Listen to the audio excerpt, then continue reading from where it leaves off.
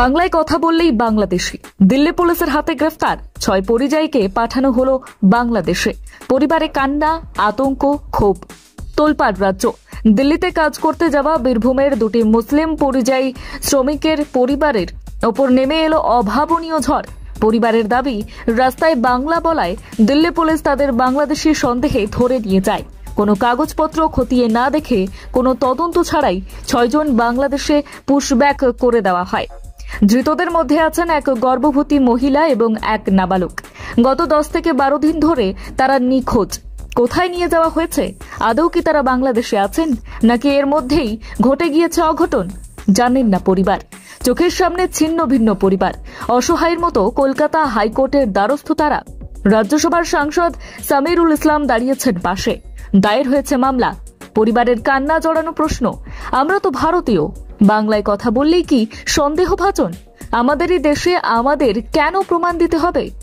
এই ঘটনার পেছনে শক্তি কি আছে? দায়ী কারা? শুনুন পরিবারগুলোর গলা ফাটানো আরতি। শুধু বাংলায় কথা বলার দায়ে এমন পরিণতি? আপনার বাড়ির কজনকে বাংলাদেশে পাঠানো হয়েছে? 3 জনকে। কে কে কে হয়? আমার দিদি আছে, আমার লাতি আছে, আর আমার জামাই আছে। তারা আপনার সাথে কোনো যোগাযোগ করতে না, পাচ্ছে না। জানলেন কি করে তাদের বাংলাদেশে পাঠিয়ে দিয়েছে? ওখানকার একটা মোবাইলে পাশে পাড়ার লোকে বলি কই ওরা ই করেছে, হ্যাঁ 6 জন এখানে আছে বাংলাদেশে, তারা খেতে পারছে না, ঝেলে জঙ্গলে ঘুরে বেড়েছে। এটাই আমরা ঘোষণা পেলাম খালি। দিল্লি থেকে? দিল্লিতে কালে বাংলাদেশ টাকা এটা পাঠাচ্ছে। বাংলাদেশ থেকে পাঠিয়েছে? হ্যাঁ। মানে আমরা পরিবারের ওদের সাথে কারোর সাথে কথা না, আমাদের এর সাথে কথা হয়েছে না। খবর আসলো কি করে? ওখানকারই লোকে দিয়ে পাঠাচ্ছে। পাঠিয়েছে। হ্যাঁ, এইটাই আমরা শুনছি। হাইকোর্টের দ্বারস্থ হলেন, কি বললেন হাইকোর্ট? হাইকোর্টে আমরা চেয়েছি কি আমাদের ছেলে মেয়ে বাজে আসুক, নিয়ে আসুক প্রশাসনের দ্বারাই, এটাই আমরা চেয়েছি। কত বছর রয়েছেন আপনি? দিল্লিতে আমার বাপ চাচা দাদা সবই এখানে বীরভূমে আছে। তাদের দলিল আছে, ভোটার কার্ড আছে, রেশন কার্ড আছে, আধার কার্ড আছে, সবই আছে আমাদের এখানে। মানে 100-200 বছরের কাগজ আপনারা দেখাতে? 65 সালের দলিল শুধু দেখালাম, আমার দাদা আর দাদা সবই রয়েছে। হ্যাঁ। আপনার নাম? আমার নাম ভদু শেখ। যারা ওই 3 জনের নাম বলছেন, যারা আপনার সোনালি, দানেশ আর সাবির শেখ। কেন হাইকোর্টে আসতে হলো, কি হয়েছে? সবাই জানে বাংলায় বাঙালিরা, অনেক বাঙালি সেই কর্মক্ষেত্রে অন্যান্য রাজ্যে যায়। সেক্ষেত্রে আমাদের মানে আমাদের কিছু পরিবেশের প্রতিবেশীরা তারা গেছিলেন দিল্লিতে কর্মক্ষেত্রে। সেখানে অনেক দিন ধরে থাকতেন, কর্মক্ষেত্রে কাজ করতেন। সেক্ষেত্রে বাংলায় কথা বলার জন্য এখন দিল্লির পুলিশ তথা রাজ্যের বিজেপি শাসিত রাজ্য বাংলায় কথা বলার জন্য তাদেরকে আটক করে তাদেরকে থানায় নিয়ে যায়। এবং থানায় নিয়ে যাওয়ার পরে তারা কিন্তু তাদের পরিবারের সঙ্গে যোগাযোগ করতে দেয়নি, তাদেরকে কোনো কথা বলেনি, তাদের কোনো ডকুমেন্টসও ঠিকঠাক দেখেনি, এবং তারা তাদের পরিবারের সঙ্গেও যোগাযোগ করতে দেয়নি। তাদের খবর পাই তাদের প্রতিবেশীর মাধ্যম দিয়ে। দিল্লিতে যারা কর্মক্ষেত্রে যারা আছে তাদের যে উপস্থিত ছিলেন সেই প্রতিবেশীর মাধ্যম দিয়ে বাড়ির লোক খবর পায়, তাদেরকে আটক করে রেখেছে। তারপরে মোটামুটি 15 দিন পরে আবার খবর পাই গিয়ে তাদেরকে বাংলাদেশ পাঠিয়ে দিয়েছে। এই যে অরাজকতা, বাংলায় কথা বলার জন্য যে অরাজকতা এখন আমাদের মধ্যে আসছে, তার জন্য তাদেরকে বাংলাদেশ পাঠিয়েছে। তার জন্য আমরা হাইকোর্টে দ্বারস্থ হয়েছি। তাদের নথি যথাযথ আছে এবং আপনার দলিল থেকে বাপ দাদা এখানে পূর্বপুরুষ সবাই আছে, সবারই তথ্য আছে। সব তথ্য দিয়ে তারা ভোটার কার্ডও আছে, সমস্ত তথ্য দিয়ে আমরা আজকে হাইকোর্টে দ্বারস্থ হয়েছি। কতদিন আগে থেকেই আপনারা খোঁজ পাচ্ছেন, তো তাদেরকে পাওয়া যাচ্ছে যোগাযোগ নেই? ওদের মোটামুটি আপনার 10-12 দিন 10-15 দিন আগে থেকে আমরা যোগাযোগ করতে পারছিলাম না। ফোনের মাধ্যমে যোগাযোগ করতেছেন, তাদের পাশের প্রতিবেশীরা জানায়, বাড়িতে ফোন করে। পরিবারে আপনি কে হন? প্রতিবেশী আমিও। আপনি পরিবারের কে হন? আমি আর মামাতো ভাই হই। মামার ছেলে আপনি? হ্যাঁ। মানে আপনি পুরো যোগাযোগ করতে পারছেন তাদের সাথে? না। কতদিন আগে কাছে গিয়েছিল দিল্লিতে?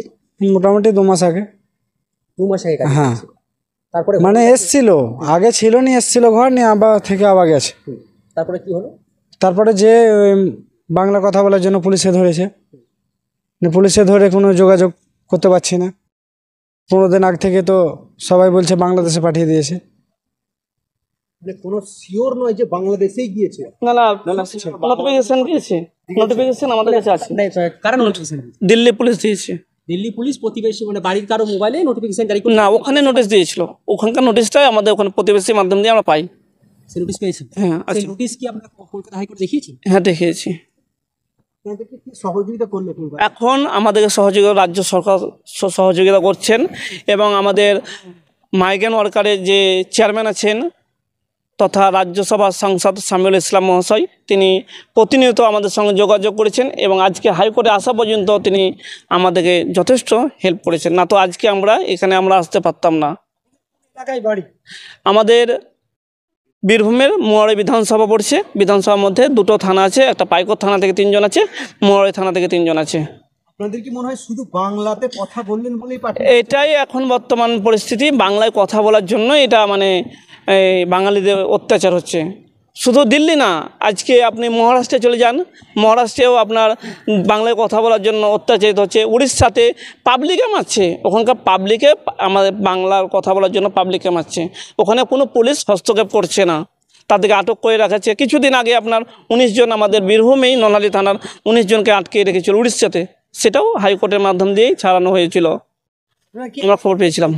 সরকারের কাছে রাজ্য সরকারের কাছে আমরা আবেদন করব যাতে আমাদের সেই মেয়েগুলো পরিবারের যারা বাংলাদেশে পাঠিয়ে দিচ্ছে তাদেরকে যাতে পুনরায় আমাদের ভারতে। 6জনকে পাঠিয়েছে, মেয়েও আছে? 2টো মেয়ে আছে, 3টে ছেলে আছে, একটা বেটে ছেলে আছে। একজন আবার গর্ভবতী আছে। একটা মেয়ে আবার 6 থেকে 7 মাসের গর্ভবতী আছে। এটা দেখার পরেও এত মানে একটা 6 বছরের বাচ্চা সন্তান আছে, তার জন্ম সার্টিফিকেট আছে, তার ক্ষেত্রেও পাঠিয়ে দিচ্ছে। তাহলে এটা মানসিকতা আছে তাদের। বাংলা মানে বাংলা কথা বলার জন্য মানে ওদের কাছে অ্যালার্জি হয়েছে, মানে ওদের কাছে মানে নোটিশটা দিল্লি পুলিশ থেকে পেয়েছেন, ওখানে কি লেখাই রয়েছে যে? হ্যাঁ বাংলাদেশ, হ্যাঁ লেখা আছে বাংলাদেশ পাঠিয়েছে, ওইটার জন্য আমরা পেয়েছি। এবং ওখানে খবরও পাওয়া গেছে থানা থেকে বাংলাদেশ পাঠিয়ে দিয়েছে। মানে বাংলাদেশ পাঠিয়ে দিয়েছে বলছে, সেখান থেকে আপনাদের ওই 6 জনের মধ্যে কেউ যোগাযোগ করতে পারেনি? না যোগাযোগ করতে পারিনি। এখানকার রাজ্য সরকার চলছে, ওরা দেখছে ব্যাপারটা। আমাদের কাছে যথারীতি প্রশাসন আমাদের বাড়ি গিয়েছিলো, সবার বাড়ি গিয়েছিলো, ওরা তথ্য নিয়েছে। এবং আমাদের যিনি এই মাইগ্রেন্ট ওয়ার্কারের যিনি চেয়ারম্যান আছে সামিউল ইসলাম মহাশয়, তিনিও তার লোক দিয়ে সমস্ত তথ্য নিয়েছে, এবং তিনি আজকে হাইকোর্টের মাধ্যমে যে আমরা এসেছি তিনি সহযোগিতা করেছেন।